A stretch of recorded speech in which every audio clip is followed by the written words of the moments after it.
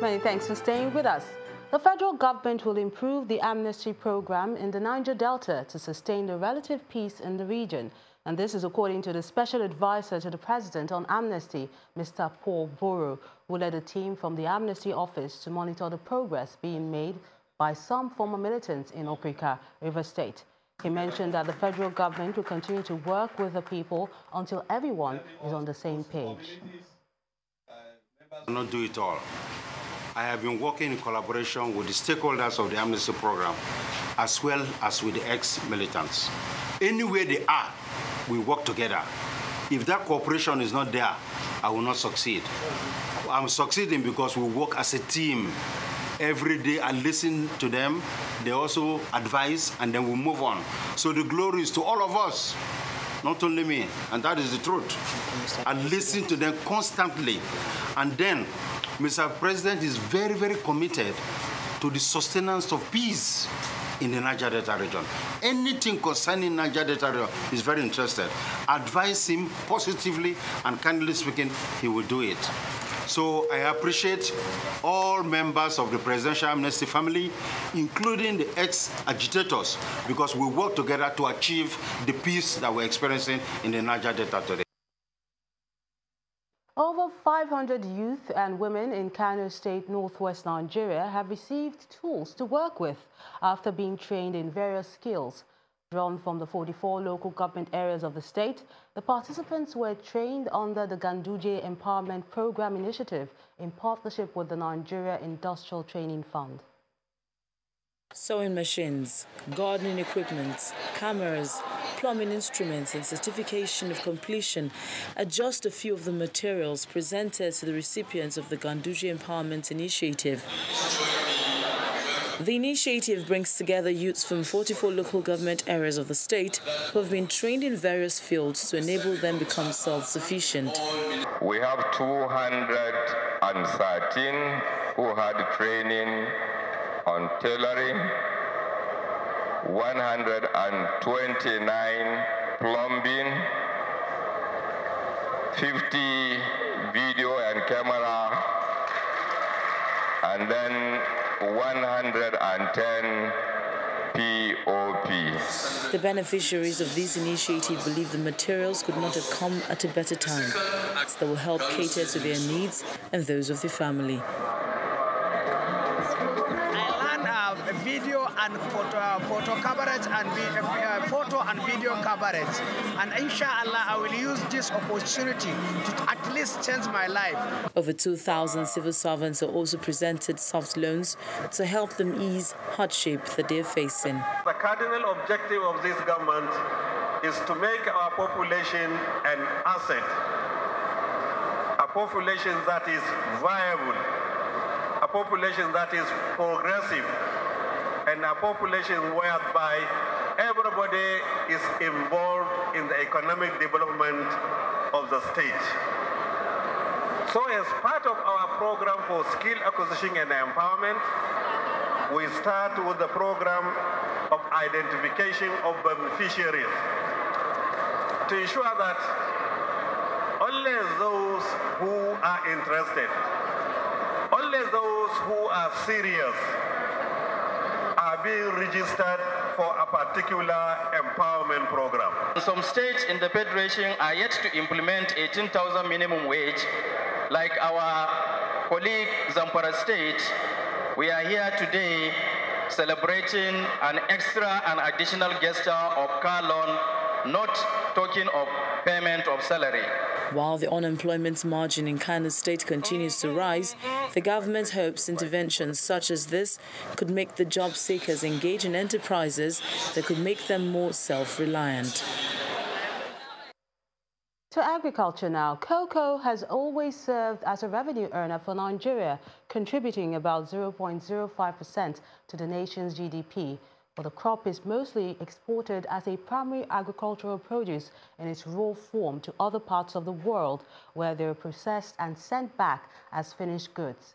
In this next report, we look at the need to not only increase production of cocoa, but turn it into a finished product in the country. a cocoa pod had the choice of where to offer its highest value, it would probably pick its source. Unfortunately, the crop does not get to choose its journey. The grower, to a large extent, does. A leading agricultural export crop in Nigeria, cocoa beans, moves from the farm to the market and onwards to other parts of the world, where they are processed into finished products such as the savory chocolate. As a country, Nigeria is not unaware of the fact that it is selling itself short by primarily exporting its abundant agricultural produce in its raw form. The federal government and the state governments and the southwest region are on a very serious drive to revive the exports, agricultural crops that have export potential, and in particular cocoa. And the government is not sitting still to ensure that we can revive that level of production and get us to processing. The southwest states of Ogun, Osun, Ondo, Oyo, and Ekiti account for about 60% of the cocoa produced in Nigeria and in turn makes up to at least 30% of cocoa export. Osun State, in addition to helping farmers increase production, is encouraging local processors. What Osun State is trying to do is that we are trying to encourage local processors by offering them land at no cost, trying to give them tax holiday so that people will be encouraged. Cross River State in the South-South region is putting up a 3,000 metric ton cocoa processing factory with a target of increasing to 35,000 per annum. This, for the president of the Cocoa Association of Nigeria, is a welcome development. I totally identify with this project, but I also ask the governor to make an integral part of this project to be private sector driven. And I love if he would do that, then it's a sustainable project for the future. Some entrepreneurs are already taking the lead, specializing in making chocolate bars, spreads, and more from Nigerian cocoa beans and other local resources such as milk and sugar. The aim is to provide an alternative of imported chocolates. We just felt, okay, why can't we make chocolates in Nigeria? We have a lot of cocoa beans. So that was just what informed what we decided to do. And it has been an interesting journey, but a very challenging one. Cocoa export contributes about 0.05% to the nation's GDP, following immediately after crude oil exports, the largest revenue earner. With talks about diversifying and industrialization, the way to go will be to focus on the manufacturing sector and industries. Still talking agriculture, the Nigeria incentive-based risk-sharing system for agricultural lending has signed a memorandum of understanding in Abuja with 2 Moroccan companies to expand Agric insurance coverage in Nigeria. The Director General states that the new deal is designed to enhance the agency's technical capacity to develop innovative and target insurance products to protect agricultural investment from natural disasters. Thank you very much. Please let's have a seat. A high delegation of 2 Moroccan Agric insurance companies, Manda and Mandari, led by the Moroccan ambassador to Nigeria, are in this meeting with the Director General of NIRSAL to sign an insurance agreement for agriculture in Nigeria. Before putting pen to paper, however, the Director General of NIRSAL and the representative of the Minister of Agriculture highlight the importance of the agreement to the Nigerian economy. In 2016, Nigeria's GDP, agriculture's contribution to GDP was about 103 billion, of which 87% of that contribution came from crop production. Our target is to move insurance coverage from the current level of about 4.5, that is 500,000 smallholder farmers, to about 4 million primary agricultural producers or smallholder farmers by 2022. Next is the official signing and exchange of documents between the Moroccan delegation and the Director General of NIRSAL.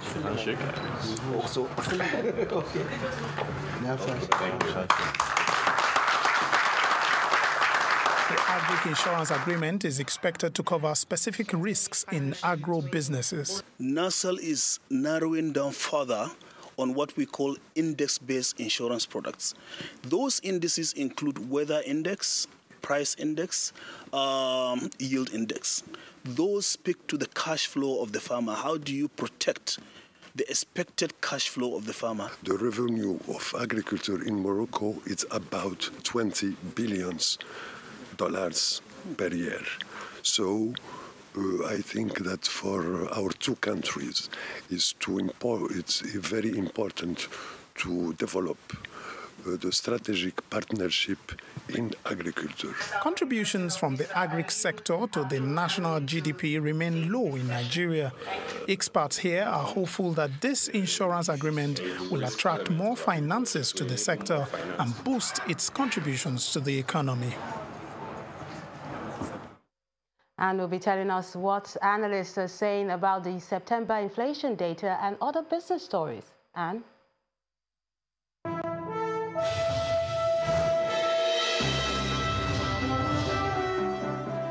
Thanks a lot, Melinda. And yes, we begin business news tonight with predictions from economic analysts on the September inflation data from the National Bureau of Statistics as Nigerians await its release next week. Research firm Financial Derivatives Company expects a decline in the headline inflation to 15.99% from its August rate of 16.01%. FDC attributes the marginal reduction partially to the effect of tight liquidity in the system. The research arm of FSDH Merchant Bank also expects a drop to 15.96% in September on the back of downward moderation of food item prices. Now, if these predictions are right, then it will be the 8th consecutive month of decline in 2017. Latest statistics from the World Bank shows growth in most developing and advanced economies. However, there is need to build resilience against overlapping challenges, and that's the ongoing the World Bank IMF annual meetings in Washington, D.C. The global lender lists increased investment in human capital as one of the solutions. Channel's business editor Bosna Mofai reports. Leading global institutions like the World Bank are rethinking the process that would lift more people out of poverty, create inclusive growth, and deliver personal wealth. That process has been identified as more investment in human resource capital. The crisis of human capital is really, I think, one of the things that keeps me up every night. 155 million children are stunted. 400 million people around the world lack access to health care. And 100 million people fall into poverty every year from catastrophic health care payments. For the Rwandan President, Paul Kagame, there is no better way to unleash a nation's economic potential than the development of human capacity.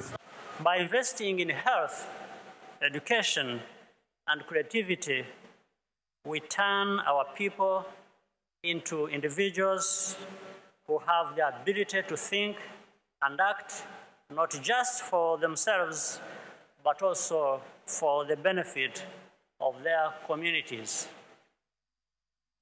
Unleashing human freedom and ability is a force multiplier that creates limitless potential. Now the World Bank is set to roll out a new system to measure how nations around the world are measuring in human capital investment. I feel, knowing what I know now, knowing what we know about human capital, knowing what we know about the importance of investing now, we have no choice but to continue down this path and eventually come up with a ranking. And the ranking will be both for the current stock of human capital, how much do you have right now, how well have you invested up to today, and also how quickly are you working to get better. Although many developing economies are grappling with the basics of daily life and living, these policy leaders believe more commitment is required to change the narrative of the past in favor of a better future. Bosna Mafai, Channel Television News. It's the second week of bullish sentiments in October for equities on the Nigerian Stock Exchange as the market ends the 5 trading sessions up by 1.4%. But positive momentum across 5 major sectors, particularly the industrial goods and banking and even the oil and gas sectors, all backed up by strong market fundamentals contributed to the upbeat performance. The top gainer among 41 equities for the week is AXA Mansard Insurance. University Press is the highest loser out of 20 decliners, while 107 equities remained unchanged. The major contributors are Diamond Bank, Zenith Bank and Transcorp, driving the volume on the activity chart by 87.7% in a total of 1.5 billion shares in 18,409 transactions. And that's business news for this week. Thank you so much for watching. I'm Anne Nwawadu. Back to you, Melinda.